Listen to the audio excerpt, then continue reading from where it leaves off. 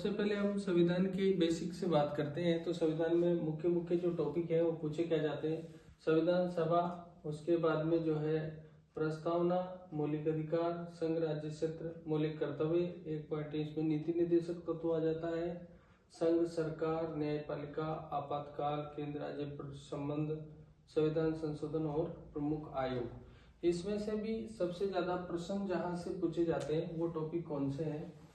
तो साथियों, सबसे ज्यादा प्रश्न एक हमारा टॉपिक है मौलिक अधिकार। यहाँ से सीधा ही मौलिक अधिकार से हमसे आर्टिकल पूछा जाता है।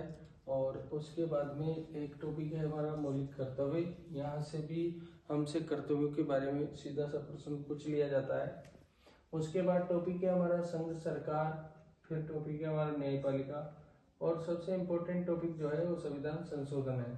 यानी कि इन्हीं टॉपिकों में से अधिक प्रश्न पूछे जाते हैं। फिर जो है आयोग से संबंधित जो भी प्रश्न होते हैं उनमें करंट जोड़ करके प्रश्न पूछे जाते हैं। यानी कि आयोगों का वर्तमान में अध्यक्ष क्या है, कौन है, इस प्रकार से यहाँ से प्रश्न पूछे जाते हैं। पॉलिटिकल पार्टी से भी प्रश्न पूछे जाते हैं। इसके अलावा अगर कोई बच्चा है जो और शॉर्ट तरीके से इसको तैयार करना चाहता है तो वह जो है डायरेक्ट ही अपने सबसे पहले प्रमुख अनुच्छेदों को याद कर ले। प्रमुख अनुच्छेद, इसके हम आपको टेबल दे देंगे प्रमुख अनुच्छेद की। उसके अलावा सीधा संविधान के प्रमुख भाग और प्रमुख अनुसूचियां,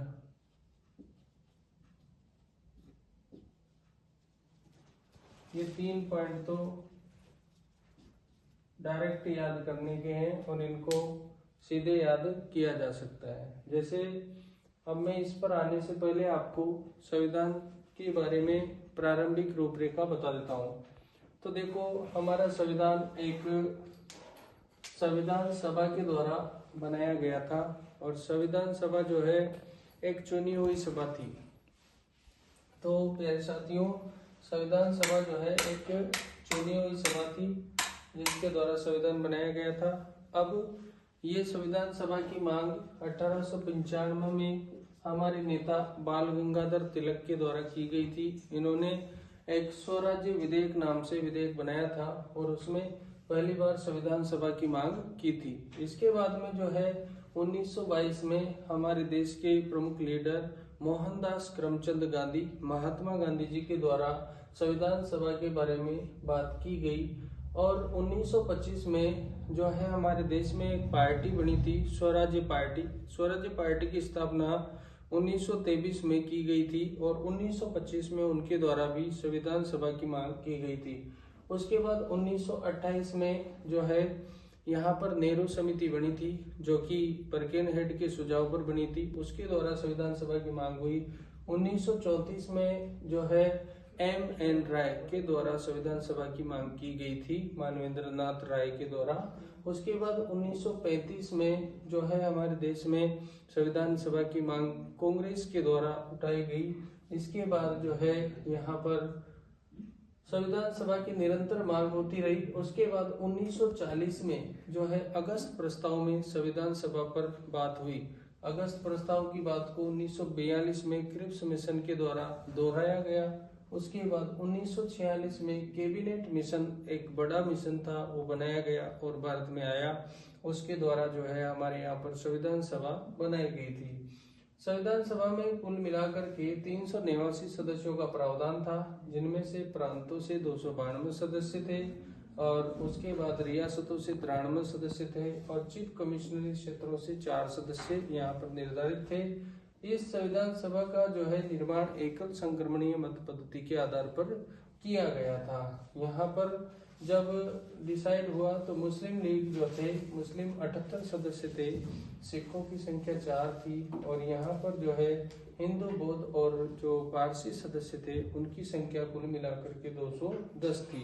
किंतु यहाँ से प्रश्न की संभावना केवल मुस्लिम सदस्यों की बैठती है।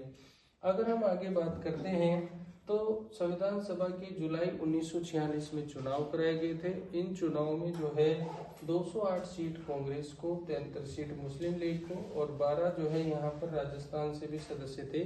तो अगर हम बात करते हैं तो यहाँ पर कुल मिलाकर के मुस्लिम लीग के सदस्यों की संख्या 73 होने के कारण मुस्लिम लीग ने जो है यहाँ पर बहिष्कार किया था संविधान सभा का, और नाराज हो गई थी मुस्लिम लीग। तो हम देखते हैं कांग्रेस को 208 सीटें प्राप्त हुई थी, अन्य को 15 सीटें यहाँ पर कुल प्राप्त हुई थी। इसमें राजस्थान से जो सदस्य चुन के गए थे उनके नाम इस प्रकार हैं। कृष्णामाचारी और हीरालाल शास्त्री जो है जयपुर से चुने गए थे। उसके बाद सरदार सिंह जो थे वो खेतड़ी से चुने गए। उसके बाद राघवाचारी, BL मेहता और माणिक्यलाल वर्मा जो है ये उदयपुर से चुने गए थे।